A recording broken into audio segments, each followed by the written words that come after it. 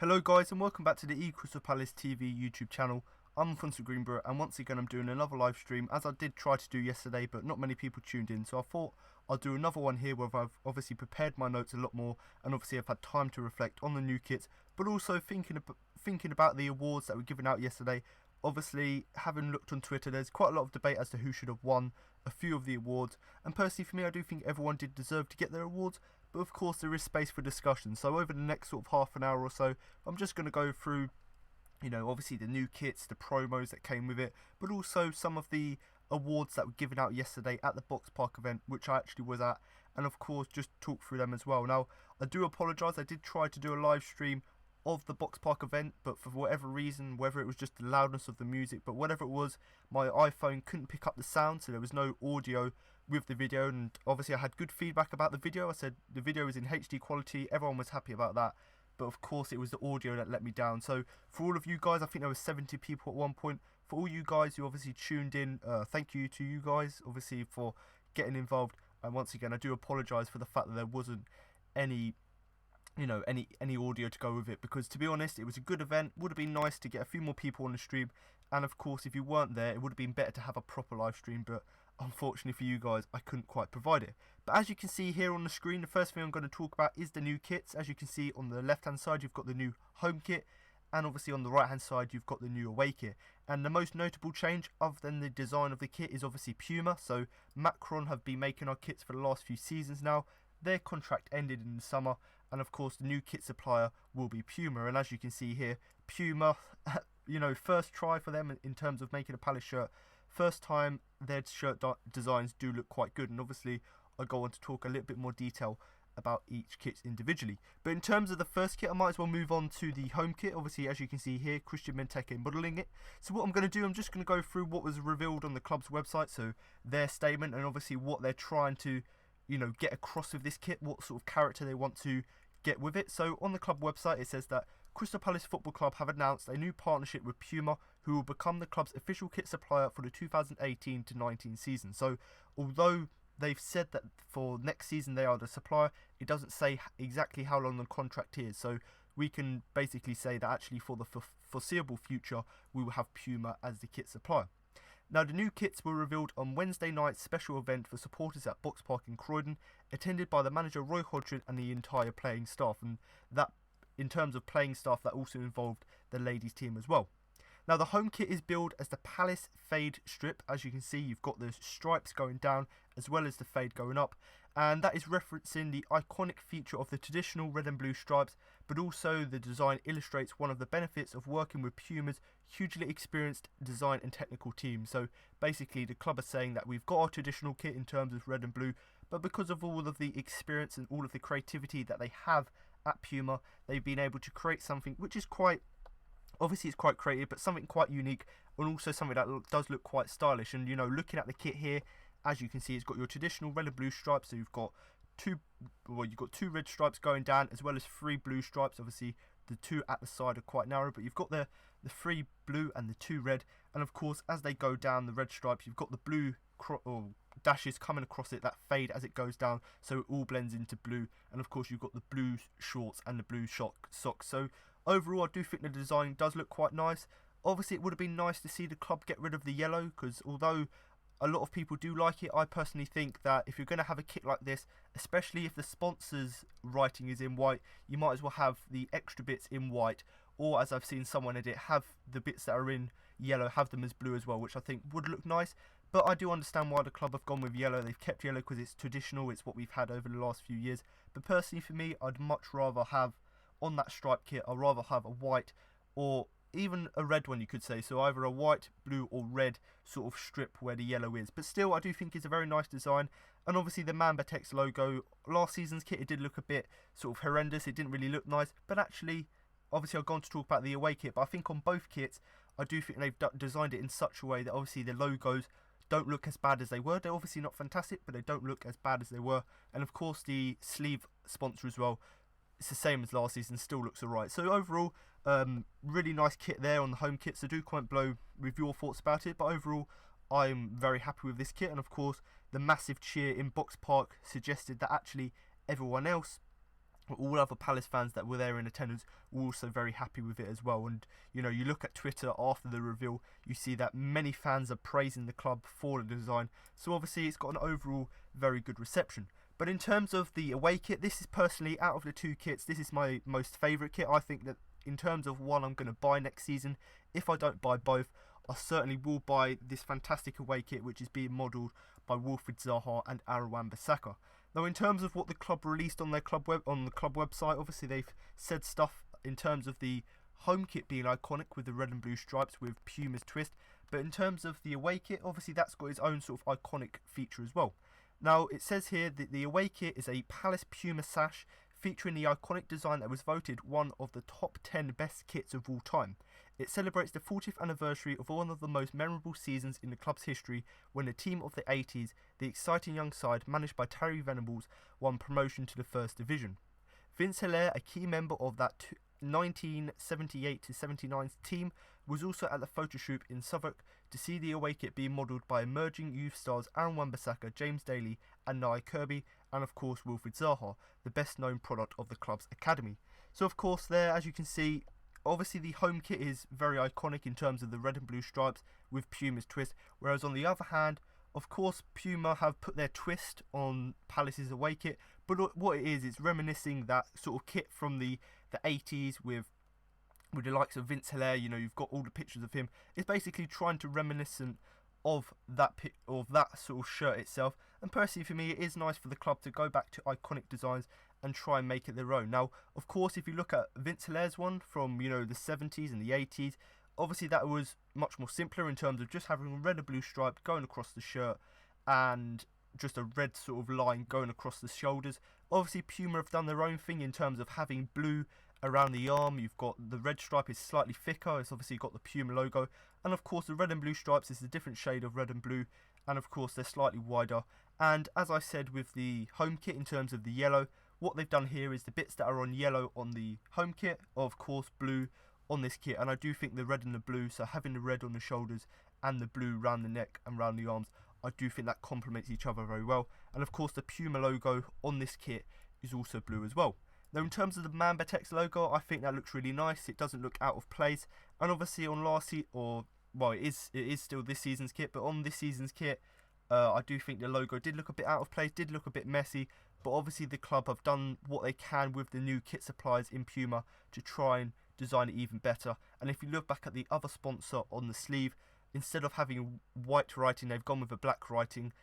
So it does look much more better. It doesn't necessarily stand out as much, which of course it's not the best looking logo. So of course they're doing their best there, to try and make things work. But do comment below what you think, and obviously if you are watching live, then of course I will read your comments, and of course I will answer any of your questions. But also if you're watching the video or you're watching a live stream as a video, then of course do feel free to also comment below with your overall views. And if you are watching live, do feel free to share this live stream out so we can get as many people as possible to get onto the stream. But in terms of the kit itself, so if you do want to pre-order it, then of course information to do that is on the club website. So in terms of what the club have said on the website, so it says new kits signal a bright new era for the club, which is planning to a major redevelopment of its Sellers Park Stadium. Puma will supply the team kit, replica kit, training and benchwear for all the Crystal Palace teams, and as part of the partnership, Puma will also be the official partner for replica jerseys and merchandise ranges. So if you are someone like myself who likes to, obviously get the kit itself, but also likes to get some of the replica kit, what the players would wear on the bench, or even some gym wear, as I've seen Puma do make, then of course do head over to the club shop, because I've heard Puma are a lot better than Macron in terms of producing things like this other than the kit. So of course if you are someone who likes to get the sort of the merchandise, all of the training gear and bench gear, then of course do head over to the website, because I'm sure they will release it soon. And in terms of when we will see the kit, it says here that the new home and away kit will be worn for the first time during pre-season ahead of the 2018-19 season, and will be on sale from early July. So if you are someone who wants to get in early and order it, then of course head over to the Palace website, click on the link and of course you can pre-order it there. And of course the first time we're going to see players wearing it in match will be during pre-season. Now I've seen a few people suggest that we should wear it against West Brom, but because Macron have still got the contract till the end of the season, you can't wear another kit supplier's kit when you've still got the contract to run till the end of this season. So of course, you know, there's complications there. So although people would like to see it worn for the first time at the weekend, because of obviously the contract and the obligation to, you know, see that out, obviously the club can't do that. Now, in terms of a quote from Steve Parish, so he has said that the Crystal Palace sash has a real renaissance with our supporters because the team that first wore it was one of the finest in the club's history. The team of that era featured several fantastic young players, and we are trying to bring back the sash at the time when we have so much attacking young talent coming through our academy. So of course, as you can see here, Steve Parish, once again talking what I've already touched on in terms of we want a kit which sort of reminiscent of our club's history, so in terms of Vince Hilaire and of course the red and blue stripes. So we basically want a kit which represents the club's history. We've done that, but we've put a modern twist in it, which realistically makes them both really nice and they're really quite attractive. Now, as I've said already, I do prefer the away kit, but I still do think that the home kit design is still very good. Now obviously Parish went on to say that the home kit is equally exciting and promises to be a real favourite with our supporters. And as I said, I was at the Box Park event yesterday, and the overall reception from the fans that were there was a massive cheer when both the home and away kits came out. So overall, I've basically haven't seen someone say they don't like the kit. So overall, the reception of the new kits is pretty good. Now, Paul Spencer, he is the general manager for PUMA in the UK. He has said that we are thrilling to welcome Crystal Palace to the PUMA family. It's a positive time for the club as they continue to establish themselves as a solid Premier League team. We are excited to partner with the Eagles as they head into their 6th consecutive Premier League season. So once again, they're PUMA. PUMA obviously want people to represent their brand. They've obviously chosen Palace and we've chosen them. And of course, as we've seen here with their first attempt, they can obviously design a new kit. But of course, much like, you know, every statement from a company, they're always going to say we're excited to partner with you. But the fact that we've got a nice kit for our record-breaking 6th consecutive season, you know, we've only ever managed 4, I think it was. So this season was a record. We're even extending this record now to 6 Premier League seasons. So it's nice to have a nice kit, which will obviously be nice to go with the record we're currently setting. But do comment below your views of the kit and obviously whether you do like them. And of course, as I said earlier, if you are watching the live stream, then of course do share it around so we can get as many people as possible to come onto it. Now the next thing I'm going to move on to is a few of the awards. So as I touched on at the beginning, obviously there's a few awards that were given out last night, so I thought I'd just go through a few of them and obviously discuss, you know, what I think of them and obviously what the players did to get them. So in terms of the first award, this was the PFA Community Champion, and this was obviously given to the left back Patrick Van Aanholt.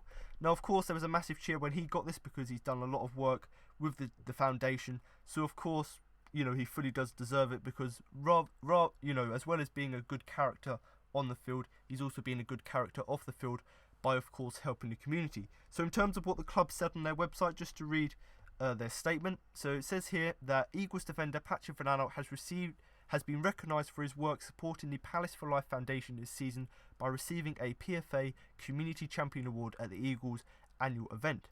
The left back, who has played 31 times for Roy Hodgson's team this season, has participated in a number of events within the South London area, including being an ambassador for the Foundation's Healthy Eagles campaign. So I would recommend, if you haven't already, do head over to eagles.cpc.co.uk or head over to the Palace YouTube channel, because obviously there's a series on there called Healthy Eagles, and it's a really good thing, a really good campaign from the Palace for Life Foundation, where they basically want to get all of the kids in primary and secondary school, get them healthy. And one of the things they did was of course make smoothies, and obviously I think it was Van Aanholt versus Wayne Hennessy, so obviously it's quite fun to watch. And as you can see, it's not the nicest smoothies they make, but it is a really good way of you know, raising that awareness of healthy living. Now of course he took part in the promotional video attempting to make a healthy smoothie alongside Wayne Hennessy, so I was right, and 2 Palace Lady players. So of course Palace Ladies doing very well, so finally it's nice to see them getting involved with the main team.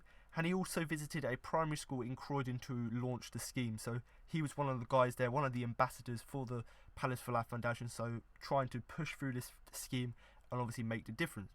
The 7-time capped Dutch international was also focus of a mock press conference where the questions were all asked by budding journalists aged between 10 and 11. and was attended by junior NBA clinic, and he also got involved in exercises with the young people. So once again, with the Palace for Life scheme, he's obviously trying to get that message across of healthy living to the young people. Now, John Hudson, who is the PFA Director of Corporate Social Responsibility, has said that the PFA believes that a player who goes that extra effort and makes that contribution during the season should be recognised for their support and involvement in the local community. These awards will hopefully raise awareness of the great contribution and importance many of the players attach to their roles off the field. We would like to offer our congratulations to Patrick. So of course there, the PFA, they give out various awards at the end of the season, so it's nice to see Patrick Van Aanholt for all of the good work he's been doing for the foundation. It's good to see that he gets rewarded for that, and of course he went out on Twitter, he was very happy with the award, and certainly he does deserve it.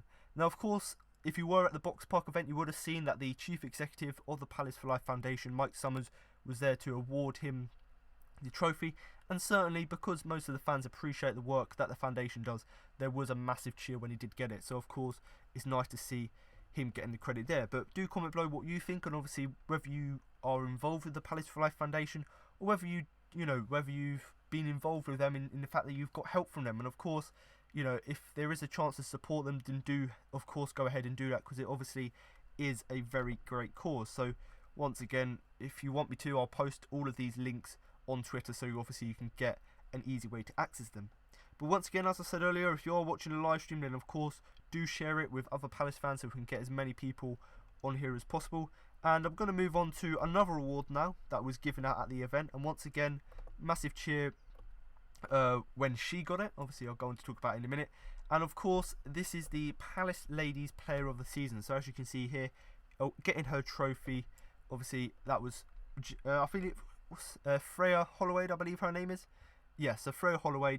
The Palace ladies have been doing fantastic over the last sort of few seasons. This season was just as good. I think they lost in the final of the cup last weekend, which obviously is a bit disappointing. But the fact that they've been able to compete once again in the league, as well as get to a cup final, obviously it's a great year for Palace ladies in that respect. But also the captain here has also done a fantastic job with the team, but also her own contribution as well. So in terms of what the club have said, they said that the Palace ladies captain Freya Holloway has been named as the club's player of the season for her displays during the 2017-18 campaign.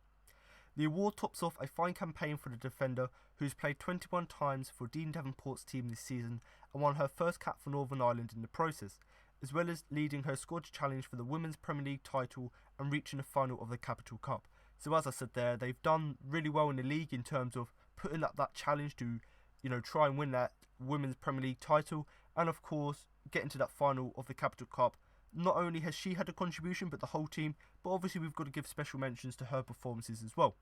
Now this is Holloway's third season with Palace Ladies and her second as the captain, and she was presented with her trophy by the manager Dean Devonport at the club's Box Park Takeover event in Croydon. So once again, much like other players who got awards, there was a massive cheer when Freya got the award. And once again, like I've said, her performances this season have certainly warranted it. Now, obviously, I don't watch Palace Ladies week in, week out, but having read stuff on Twitter and having seen the reception from her getting the award, of course, I can understand why she does deserve it.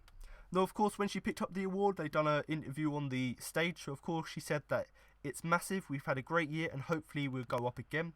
I have to shout out to my teammates because they've been through me through thick and thin, and my good games and my bad games, and without them I wouldn't be winning this award. Now that is a comment that I really like to see from players, but especially captains, the fact that they say that yes, I've played great, but I couldn't do it without my teammates. So once again, showing that humility, humbleness, let's say humbleness, that would be better. I think get confused with my words, but humbleness, the fact that she's able to say that yes, I've been good, but people have been better and I couldn't do it without them, that's of course great to see. Now, of course, she went on to say that captaining the team in the Women's Championship next year would be something I've dreamt about. To lead the girls who have worked so hard this season would be massive. We want to create a legacy to take into that league. So, of course, if you haven't seen already, Palace Ladies are trying to put a bid forward to get into the Women's Championship, which would be the league below basically the Women's Premier League at the minute. And at the moment, Palace are in the South Division. But, of course, if do get accepted, there being a Women's Championship next year, which of course would be a great step for Palace in terms of they will be in that second division, and considering the fact they've got a good group of players there, they've got international players, because they've got all of that they've got all of the right things together. Hopefully that will obviously give them a great chance if they get into that league next season. But once again, Freya Holderwade, yes, I don't know too much about Palace ladies, but from what I've heard, she's had a very good season. But as she said herself, she obviously couldn't do it without her teammates. So do comment below with your thoughts on that award, but also do comment below, whether you watch Palace ladies, and obviously whether you would, go out on a Sunday and go and watch them. Now, in terms of one of the other awards, obviously there are quite a few more left to go through, so I'll just go through some of them now. So the next one was one that would basically, as soon as it was announced, everyone basically knew who had won it, and that is obviously the Young Player of the Year award. And as you can see here, Aaron Wan-Bissaka won it. And to be honest, for me, it was a no-brainer. He's been playing very well for the under-23s this season, and as soon as he got thrown in at the deep end to play in the first team, he played exceptionally well. So for me personally, he fully deserves the award. Now, in terms of what the club said on their website, just to read through, their statement and obviously the interview. So Aaron Wan-Bissaka has been named as Crystal Palace's Young Player of the Season for the 2017-18 season after enjoying a breakout campaign that saw him make his professional debut. The right back, who was only converted from a winger at the start of last season, made his Eagles debut against Tottenham Hotspur in February and went on to play the next 5 games. Despite facing the likes of Manchester United, Chelsea and Liverpool, he continually impressed and would be recognised by gaining his first England cap in March as part of their under-20 squad. So in terms of Wan-Bissaka here, obviously we all know how good he's been, and I've talked about it in long lengths in my podcast I've done over the last sort of month or so. But of course, he's only been playing as a right back for, a season, maybe just over a season now, because the season before last he was playing as a right winger. Obviously Palace, saw something in him that they thought maybe he could play at right back. They've obviously moved him from wing back, or from winger to wing back, and of course to a right back. And certainly, even though he's a born winger with pace and trickery and all that stuff, he has turned into a solid right back, and certainly in my opinion will be a good asset for us next season. Now, in terms of himself, in terms of what he done when he got thrown into the deep end with the Palace first team, we played it against Tottenham Hotspur. Yes, we went on to lose that game, which was quite unfortunate, but his performance was absolutely outstanding, and I think I gave him an 8 out of 10 for the player ratings. And then after that, it didn't even get any easier. Manchester United, Chelsea, Liverpool, and the fact that in them 3 games he once again outperformed some of the players who've been playing football a lot longer than him. The fact that he's able to do that, as well as maintaining professional and putting on these high standards of performances, is of course great to see. Now, Wan-Bissaka, 20, is a product of the Palace Academy, where he's attended since the age of 10 years old, and his efforts this season were rewarded when he signed a new contract until 2022. So of course that's a really important thing, in terms of, because he's been playing so well, he's a great asset for the club and got loads of talent, so we might as well keep him at the club for as long as possible. So it's great to see him signing that long-term deal till 2022. But also, I do think he does deserve it. It's not the fact that we just want to keep him at the club. The fact that he's performed well, he's certainly earned this professional contract, and long may we see him at Palace. Now, as well as his first team appearances, he also played 18 times for Richard Shaw's under-23 side, who lifted the Professional Development League South title this term. So once again, yes, he played for the first team 5 times and played outstanding every time, but also for the under-23s, he's been a valuable asset for them this season. And when you consider he's still 20, so he's still got a few years ahead of him in terms of under-23 football, the fact that he was able to play that many games for them, then make the step up to first team football, is of course very impressive. And in terms of the under-23s, they've done really well this season, winning the league, or the League South as they call it. And of course, at the beginning of the season, certainly Wan-Bissaka was one of the key players in that team. Now, in terms of the trophy, obviously, as I've already said, with all the awards, he was given it at Box Park, and the under-23 development the director of under-23 development, Mark Bright, he was obviously at the event, and he said that he's overwhelmed with the trophy that he's received, and obviously he would like to thank everyone who gave Bissaka the opportunity and a chance, and obviously for believing in him. So of course, Mark Bright, he's obviously, being one of these people who's been looking over him. He's obviously in charge of development. They've seen the talent in Wan-Bissaka. They've obviously given him that chance in the first team. And as he said there, he was really lost for words. He couldn't really say much, obviously, because he was just overwhelmed with that trophy. And obviously, much like Freya did for the ladies team, he was very sort of, yeah, he wasn't really going to brag too much about it. He's like, before, obviously I would like to thank everyone, but it's obviously people giving me the opportunity. So rather than saying, yes, I've been great, and, it's great to win this award, he was just very humble and basically just said, if it weren't for you guys giving me the opportunity and that chance, I wouldn't have been able to do that. And of course, Mark Bright in particular, who gave him the trophy, the fact that he believed in him to push him to the first team, and obviously Roy Hodgson to pick him, obviously that's a great thing as well. Now, I do think I said that Mark Bright said that at the beginning, but obviously Mark Bright handed him the trophy, and then after that, Wan-Bissaka said what he said, so, in the fact that he's overwhelmed. So I do apologise if I made that mistake, making it sound like Mark Bright said that, but of course it was Wan-Bissaka saying that afterwards. So do comment below with your thoughts, and whether you think someone like Loftus-Cheek, who arguably could be recognised in that category in terms of his performances, do comment below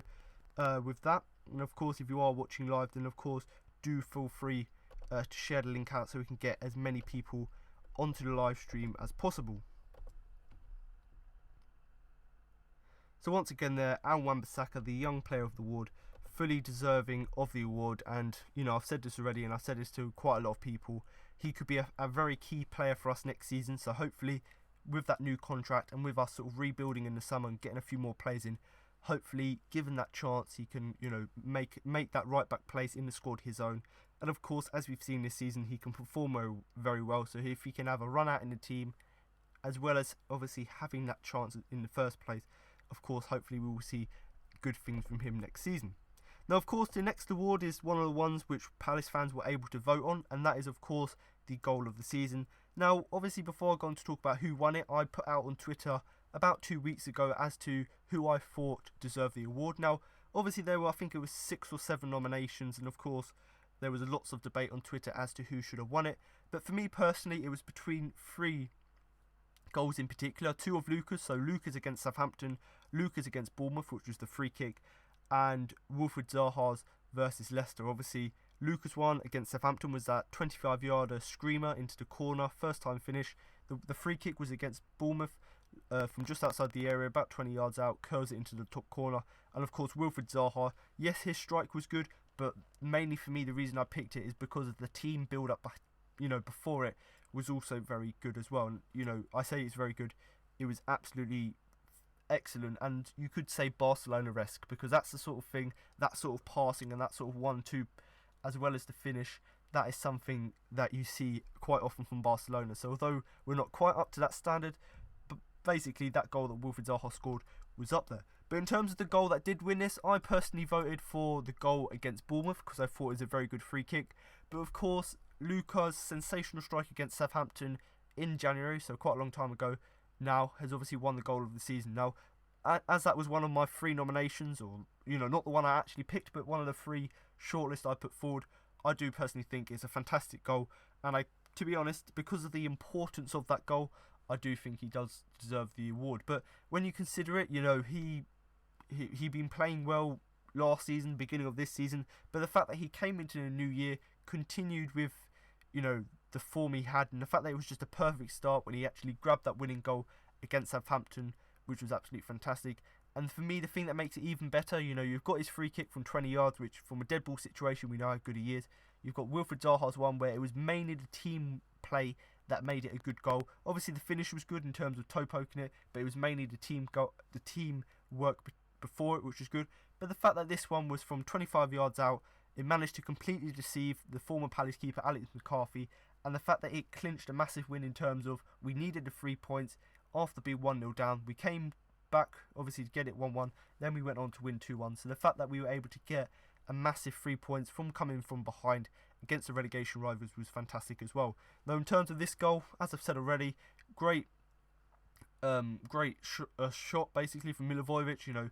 Andros Townsend picks up the ball, I think it was either Baku Saka or Andros Townsend, picks up the ball on the right hand side, finds Luka about 25 yards out on goal. He doesn't even take a touch, hits it first time, curls into the bottom corner, completely deceives the goalkeeper, and a fantastic finish. But like I've said, all of the goals, because we've scored lots of goals this season, quite a lot of them have been quite good, especially the ones in the last sort of month or so. They've been fantastic, not only individually but as a team.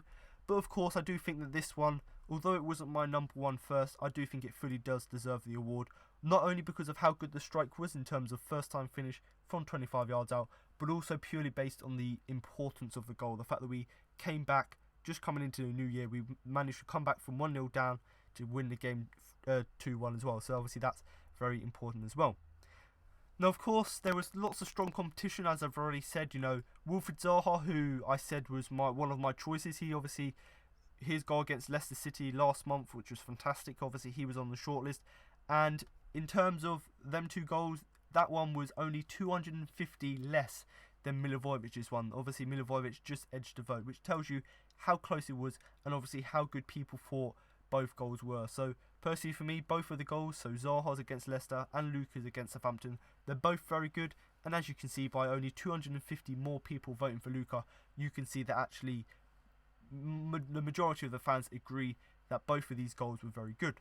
Now, of course, there were other candidates, as I already said. So Milivojevic's free kick against Brighton, against Bournemouth, as I've already mentioned. Obviously, Zaha's goal against Bournemouth, which once again was another great goal. Zaha's header against Brighton, which was a fantastic pass by Luka for him to score. Patrick Van Aanholt's goal against Manchester United, where he picked up on the halfway line, sprinted and put a fantastic shot on goal past De Gea with so much power that he couldn't get it. And of course, Bakary Sakho's thunderbolt at Brighton, which of course 30 yards out, cut inside, had a shot. That was also a very great goal as well. Now, of course, this award caps off what was a fine individual season for Milivojevic, who became only the 4th player in Palace's Premier League history to hit double figures in a campaign this season, and currently tops the Eagles goal scoring charts for the 2017-18 season. So when you consider he is a defensive midfielder, yes, he does take our penalties, granted, but the fact that he's our top scorer once again just highlights how good of a season he's having. Now, of course, he was awarded with the trophy at Box Park, and much like all of the other awards, there was a massive roar when he went up to get his trophy.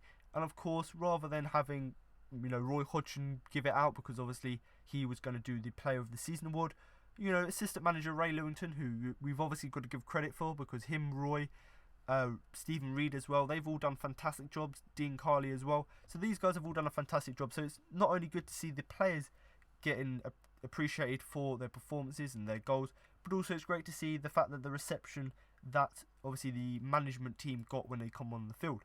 Now, of course, Ray Lewington, he had a little bit of a speech before. He said that he totally agreed with the decision, so of course he thought that Luka's goal was the best one and did deserve the award. And of course, Luka done a little bit of an interview on the stage, and he said that it's an amazing goal, but to be honest, I think we scored much nicer goals than mine, but thank you anyway. So once again, Luka, much like all of the players, being very humble and just saying, yes, it was an amazing goal, I was happy to score it, but to be honest, obviously we scored better ones, and like I've said, I do think his other goal against Bournemouth was probably, in my opinion, better, but that's just my personal opinion. And of course, Zaha's goal, which only lost that by 250 votes, that was also very good as well. So the fact that he's able to say that actually mine was good, but I think there was better, that's of course great to see and shows great character. So not only great character and great ability on the pitch, but also off the pitch, he's obviously got that character as well. Now, he went on to say that the fans have been amazing this year. Thank you to their support during the season. So once again, he's just highlighting there that the importance of the fans and just appreciating the support we give them. And of course, as he said that there was a massive roar inside Box Park, which really epitomises what the club's about. The togetherness and obviously that sort of atmosphere within Box Park. Yes, it's slightly small and there's not that many people there, but the fact that we had that massive atmosphere there, that massive cheer, that was of course also great to see. So do comment below who you think should have got the goal of the season. So of course, now I'm going to move on to one of the other awards. I personally didn't know nothing about this award before it was got given, and it's something that it's the first time that the club have given this to a player, so obviously it's nice to see they're trying something different. And this is of course the Special Achievement Award, and obviously this was given to Nia Kirby. Now, in terms of the award itself, why it was given, so he's been handed the Special Achievement Award for the part he played in helping England win the FIFA Under-17s World Cup. So back in October, obviously England went all the way, won the World Cup, and obviously Nia Kirby was a key member of that, and obviously that's the reason he's won this Special Achievement Award, is the fact that he won the World Cup for England. So obviously that's a great achievement for himself, but also for the club. The fact that we've got a talented player who's in that England setup and obviously scored an important goal for England. Obviously that just highlights how good of a season he's had. Now, of course, the 18-year-old has played 6 of the 3-line 7 games during a tournament in India, scoring the winning penalty in the last 16 shootout win against Japan to help pave the team's way to the final, where he appeared as a substitute as England thrashed Spain 5-2 to win the trophy. As well as starring at international level, Kaya featured 18 times for Palace's under-23 side, scoring 4 goals as they won the Professional Development League South title, and also featured for the under-18s in the FAU Cup. He was named as a winner by under-18s manager Paddy McCarthy at the club's Box Park takeover event in Croydon, and of course he wasn't there to accept his award, hence why there's a photo of him celebrating his goal for England rather than a picture of him collecting his trophy. But I'm sure the club will take a photo at the training field, this week, or of course they'll just release some sort of interview as well. But obviously, as I've said there, he's obviously played great for the under-23 side and probably has been one of the standout players in the 18 games he's played this season. But the fact that he's played an important role for the guys in the World Cup, so the fact that he was able to play 6 of them 7 games in the World Cup, and of course he scored that winning penalty in the last 16, that's of course great to see as well. Now, this is a player that lots of people for ages have been saying that he should be in the first team. I personally think, having seen the quality he's got, he's certainly got that ability, but obviously at the moment, or last few weeks, we've obviously been trying to secure our Premier League status, so it's not necessarily been appropriate for him to play in them games because we want our best team out to help us secure safety.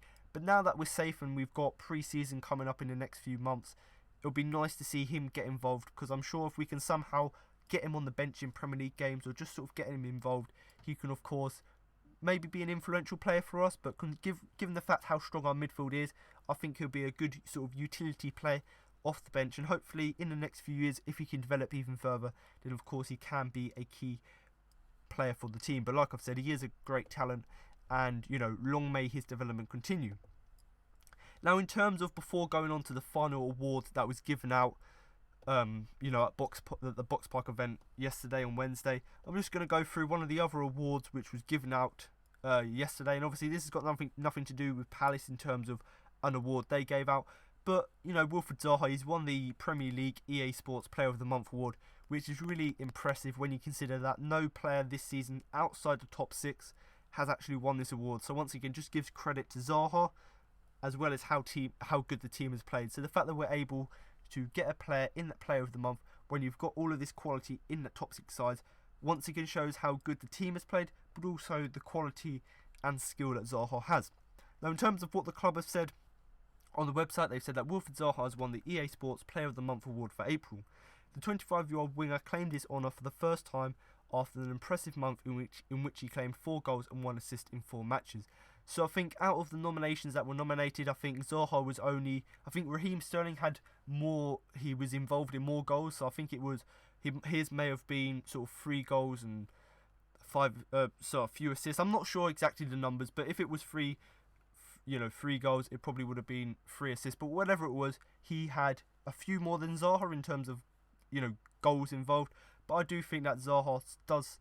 certainly does deserve the award, and it's nice to see a player who is outside the top 6 win the award.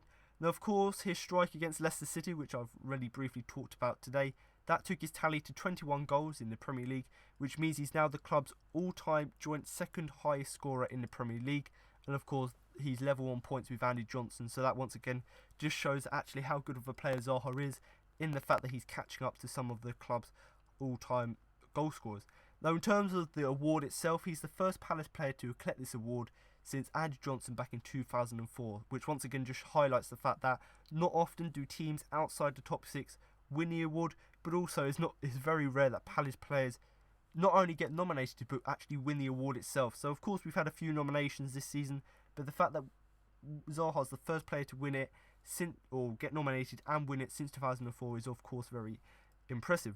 Now, in terms of the award itself, obviously it was the most combined votes from a panel of experts, as well as Premier League captains and of course fans, which I, obviously of course voted myself, but So Premier League captains, experts and fans obviously got to vote. And obviously there were 6 other nominations. So you've got Aubameyang, Eriksen, Livermore, Pickford, Pogba and Sterling. So once again, as I've already talked about, lots of players from the top 6 with the most quality often go to win the award. So likes of Aubameyang, Eriksen, Pogba and Sterling, they've obviously had good seasons, but also in the month of April they've been very good. And of course the likes of Jack Livermore and Pickford as well, they've obviously had good seasons as well. But it's good to see that Zaha's actually finally getting the recognition he deserves for his performances. And of course there's people crying on Twitter basically saying, oh, Pogba's been robbed. When realistically, Pogba's had, yes, he's scored a few goals here and there, but also he's had absolutely terrible games. So he's fairly inconsistent during the month of April, where Zaha has consistently played well, as well as having the goals and the assist to back it up. So congratulations, Wilf, and long may your form continue in helping us in the Premier League. Now, I did get a question from Legends of Gaming, and he said that he thinks that Zaha will leave in the summer. Of course, there's lots of debate as to whether Zaha will leave, whether he will stay. Personally, for me, yes, there's loads of news reports regarding him leaving, but I personally can see him staying, purely based on the fact that he's on high wages, so why would he want to move anywhere else? And obviously, not many clubs will probably be able to match that when they... Tottenham, for example, Zaha's earning more than Harry Kane, so why would he want to move there and disrupt all of that? And of course, when he's loved at Palace, he's playing week in, week out, he's playing good football. Why would he want to move to a big club when, of course, he's probably going to sit on the bench and not be that main man? And that's the thing he likes about Palace, the fact that he's loved by the fans, but also the fact that he gets to play week in, week out and obviously showcase his skills. And as footballers want to do, they want to, they play football for the fun of it. They don't just play it, because they're forced to. They do it because of the love of the game. And of course, Zaha's loving playing football at Palace. But also, I've seen lots of people say, that he definitely deserves to be in a top 6 team. And obviously, Palace, he's too good for us. But realistically, if he wants to stay at Palace, that's fine. And, I know people saying that he should leave and all of this stuff. But realistically, he's a massive asset for us. If he does leave, it's terrible for us. But also, he's going to cost a lot of money. So if a player does want to come, or if a club does want to come in and get a player of Zaha's quality, then they're going to have to pay big money. Because, you've got the likes of Raheem Sterling, who's very good. And he went for £50 million a few transfer windows ago. With the massive inflation now, no word of a lie, Zaha's got to be somewhere worth at least 70 million. It may sound obscene, but when you consider all of the inflation and when you consider the likes of Raheem Sterling went for 50 million a few seasons back, you've of course got to say that Zaha's at least got to be up there in terms of that. And in terms of buying out his contract, obviously with him being on about 110 grand a week, that alone is going to cost a lot of money to buy out. So not only are you paying, if a club comes into him, you're not only going to be paying for his services, but also you're obviously going to be paying for his contract as well. So let's say he's worth 50 million, you're at least going to pay 10 to 20 million on top of that, just paying out his contract. So realistically, I don't think 70 million is unrealistic in terms of his costs. Now, Football United has commented, hi, hello, welcome to the live stream. Do share it around so we can get as many people on here as possible.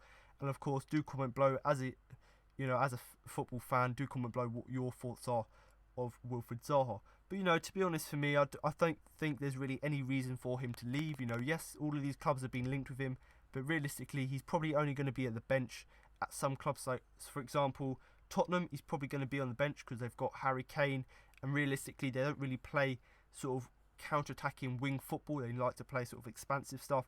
Say, for example, Liverpool, he would never get in there. Obviously, we know how good he is, but realistically, Salah, Firmino, you've got players like that, Mane as well, players like that, realistically, Zaha's not going to get in there. Yes, he's good, but when you've got a front three that is even better, then of course it's going to be even more difficult. And of course, teams like Man City have been linked as well. He's not going to play there. If he's going to go there, then good luck to him. But I realistically don't see him staying, and I don't want him to go. But of course, he said himself that he's not interested in going. He's liking his football at Palace. So of course, that is really good news for us. But do comment below with your thoughts about that and whether you do think that Zaha would stay at Palace. And personally for me, the fact that he's come out in interviews and said he's very happy at Palace, that's obviously a very good sign. And of course, the media themselves are, putting out stories and things like that, saying, that they're sort of misconstruing his interviews, saying that he says that he's now happy to go to a new club. Yes, he did say that, but he didn't say that he wants to leave Palace. So once again, the media are trying to, make clickbait articles saying that Zaha wants to move, when actually what he said in the interview is like, I'm really happy playing at Palace, don't really see myself playing anywhere else, I'm happy as I am.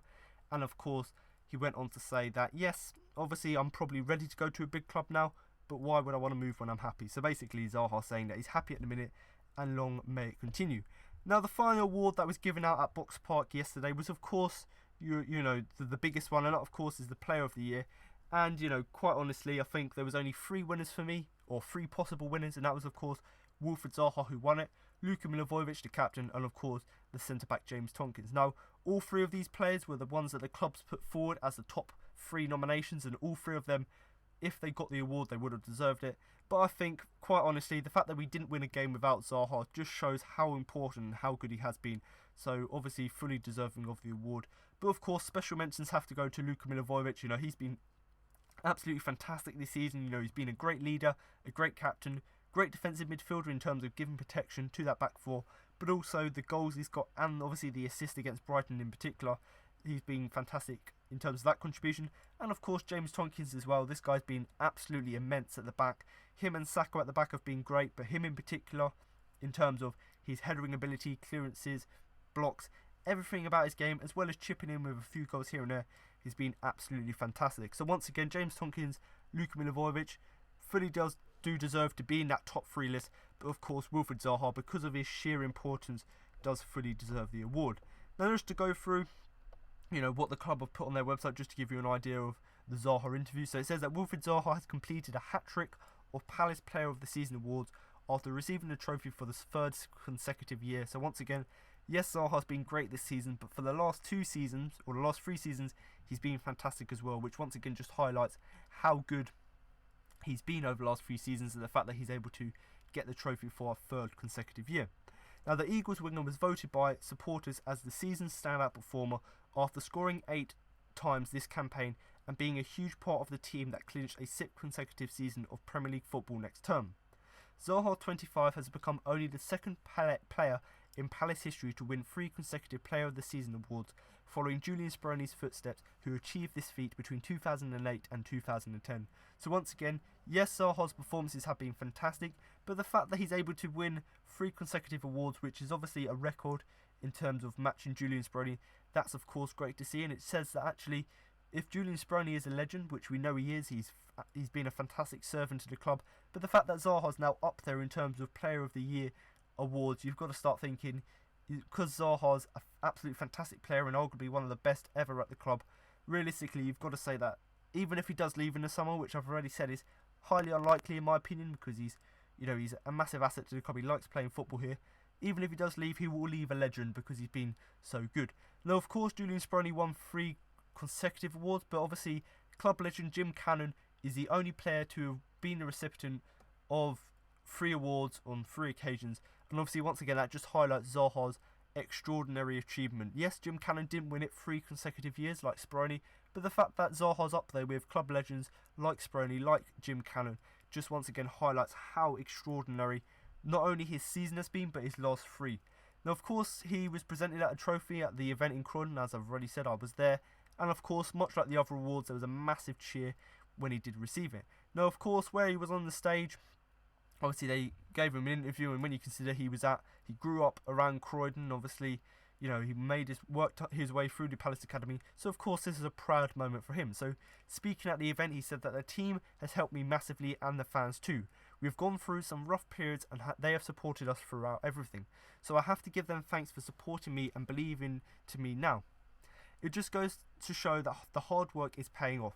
Obviously I've had my injuries this year that haven't helped, but I've just had to work hard. My team believes in me, the gaffer believes in me, and the fans believe in me. I'm buzzing that we're secure in the Premier League for another season, and on top of that, the award has made this season even better. When we win a game, I always go and celebrate with the fans because I know how much it means to them, and they know how much it means to me. The fans know how I feel about them, so thanks for the support. So of course, Zaha here, basically just full of emotions, saying that, yes, obviously he's played really well this season, and he's really happy about that, but of course, it's all about the fans, giving praise to the fans who've stuck by him through thick and thin, as well as sticking by the team, and of course that was great to see. And obviously the fact that he appreciates the fans and the support they give is of course another great thing to see. And of course, the fact that we just believed in Zaha, even though he had all of these injuries, that was of course a great thing to push him through. And of course, as he said, he's had loads of injuries, but the fact that he's able to, put in the hard work, and actually the fact that it's paying off with good performances, with 8 goals, with 6 assists, the fact that it's now paying off is obviously great to see. And we know as fans how important he is, but the fact that the team believe in him and the manager believes in him, and obviously he believes in his own ability, that's of course great to see. And obviously, as he always says the word buzzing in interviews, but the fact that he's buzzing about it, we're buzzing about it, it was obviously just making a really good atmosphere around the club, the fact that we're buzzing for a 6th consecutive season of Premier League football. Now of course, the final thing he went on to say, as I've already mentioned, he always goes and celebrates with the fans. That just shows his passion for the club and just really epitomises another reason why would he want to leave when he's loved so much by the fans. Now of course, Roy Hodgson was also on the stage, and he went on and said his bit about Zaha, but this is what he said. He said he's shown how special he is for a long time now. This year, when we really needed the players to step up onto the plate and get us out of the situation we found ourselves in, and we pulled off a really great escape. Wolf has done exceptionally well, and I fully understand why the fans have voted for him as the player of the year. So once again, Roy Hodgson just paying homage, to Wilfried Zaha, what he's done for the team this season, but also for what he's been doing in this long period at the club. Roy Hodgson, yes, he wasn't the manager before this season, but the fact that he's obviously given credit and given praise for how exceptionally well he's played this season, but also he understands how good he's been for a long time now and how much the fans value him. So of course, that's great to see. And of course, our great escape, so 7 games with no wins, no goals. The fact that not only Zaha helped, but the whole team helped and got to, pulled themselves together and stepped up to the plate. Yes, that was great that the home team done that, but of course we didn't win a game without Zaha. So the fact that he was also able to step up onto the plate and lead the team and basically carry the team, that was of course also great to see. Of course, if you are watching a live stream, then of course do share it around so we can get a few more people on here. But I'm near the end now. I'm gonna, we're just gonna say one final bit, then I'm gonna obviously end the live stream for today. But thanks for watching, any of you guys, and of course do subscribe if you haven't already. But in terms of the final thing I'm gonna do, obviously I'm gonna talk briefly about the kits. So just go back and look at the kits, obviously how good they look. Obviously the home kit, probably if I had to rate it out of 10, probably looking at a 7 out of 10. Whereas the away kit, I'm looking at a 9, 10 out of 10 because I do like both of the kits. But I certainly, if I am going to buy one, which I'm definitely going to do, it's definitely going to be the away kit because it looks absolutely fantastic. And in terms of the number on the back, which I know many people ask, I'm probably going to get number 4, Milivojevic, purely based on the fact that, how good he's been this season. And to be honest, obviously Zaha's fantastic and he's up there with one of my favourite players, but purely based on the fact that what Luka has done, the fact that there were a number of goals he scored, the fact that how he leads the team, and obviously the passion he shows on the pitch, and obviously how good he is.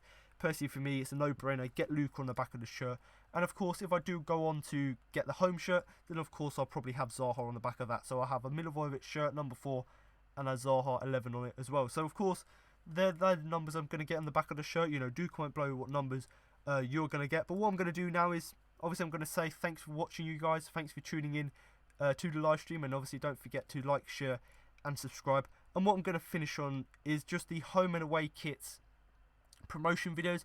And of course, there is music to this, but because it's copyrighted, I can't obviously show you the music. But of course, you can watch the videos just to give you an idea of how the club presented the kits, but also, giving you an idea and different views of what the kit looked like. So thank you guys for tuning in, and of course here are the videos.